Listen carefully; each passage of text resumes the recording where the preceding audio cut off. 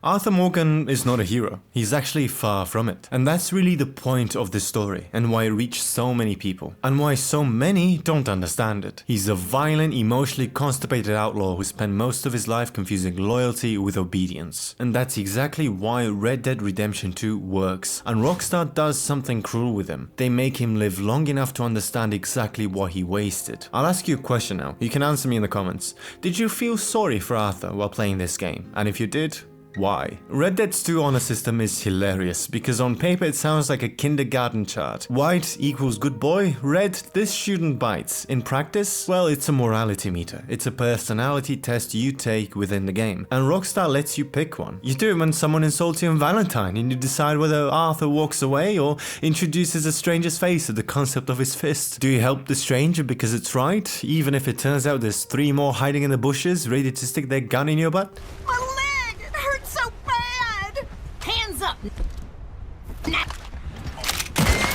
Do you give up when you realize the world isn't friendly to your kindness? Nevertheless, Arthur never pretends to be a good man, and that's why the honor system works. It reveals something unpleasant. Arthur Morgan can be a good man, he's just not naturally built for it. So every time you choose goodness early on, it feels like the game punishes you for it. And every time you choose violence, it feels easier. Hey, tough guy! Dutch raised Arthur to be a useful man, a soldier with feelings, as long as the feelings stay quiet. This guy might be the cruelest villain in all of gaming, the most manipulative man you can find. Dutch teaches Arthur what to think and not to question himself, but only as long as that thinking never turns inward, and most importantly, never points back at Dutch himself. Because Arthur's masculinity at the start of the game is built on 3 things: loyalty, violence, and silence. And that's a classic fantasy, the strong man who doesn't need help, the man who does what must be done. Except Red Dead 2 is a tragic story about a man who realizes his way is wrong too late. And tragedy is where the version of masculinity goes to die. Hello, Arthur.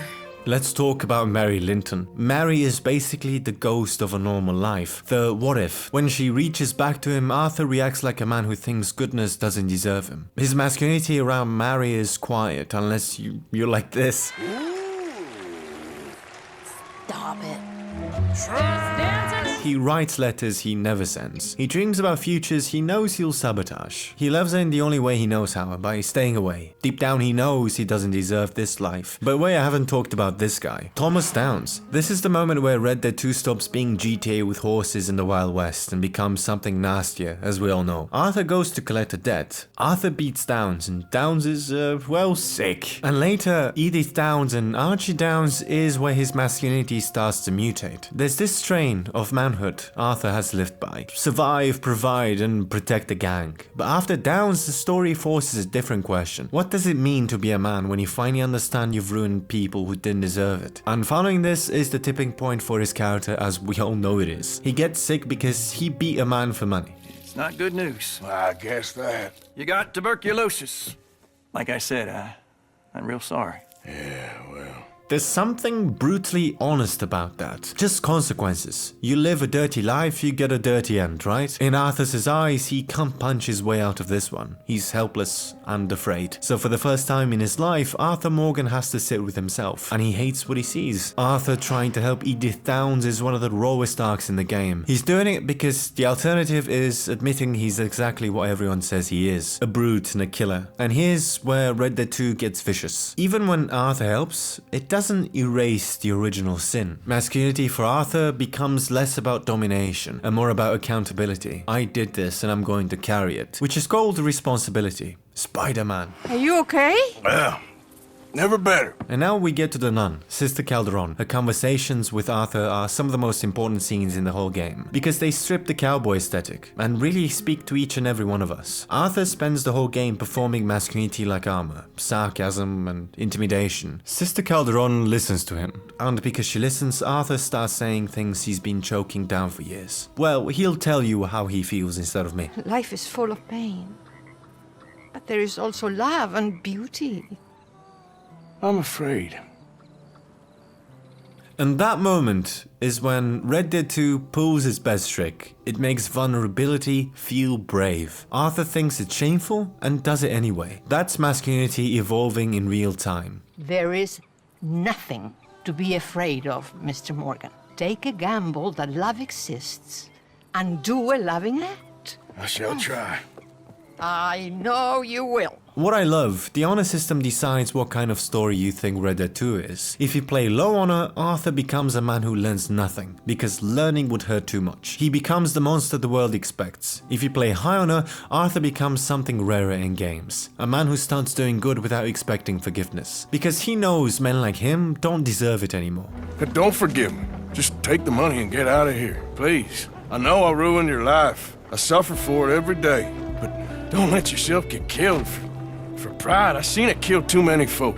But he tries it anyway.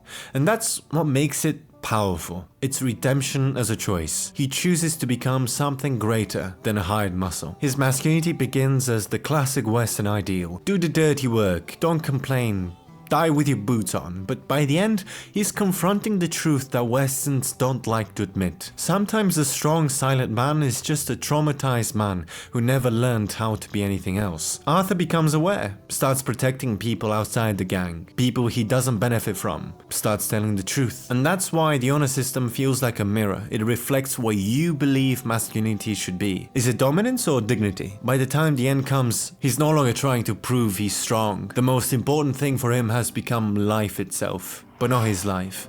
John's. Arthur gives John what he never gave himself, a way out, redemption. Arthur dies as a lesson to all who experience this story. Masculinity begins when you choose something worth fighting for. This is the cruelest thing Red Dead 2 does. It lets Arthur become the man he could have been, even if it is just for a few moments. Arthur understands that masculinity was never about loyalty to a man like Dutch. It was never about being the toughest in the room. It was about responsibility, and he dodged that his entire life. So at the end, when he helps John escape, when he chooses someone else's future over his own pride, it's acceptance. He does the one decent thing still available to him, and that's why his death feels like a release. For the first time, he's no longer lying to himself about who he was. Arthur Morgan dies knowing exactly what kind of man he became. And in a world built on violence and greed, that honesty is the closest thing to redemption he was ever going to get. And whether you guide him toward redemption or damnation, the game leaves you with the same haunting idea. A man can change, but change doesn't rewind the past. So yeah, Arthur Morgan is a man who realized just a little too late what actually mattered. And maybe that's why his story hit so hard. Most of us don't get clean redemption arcs either. Just moments, small chances to do something right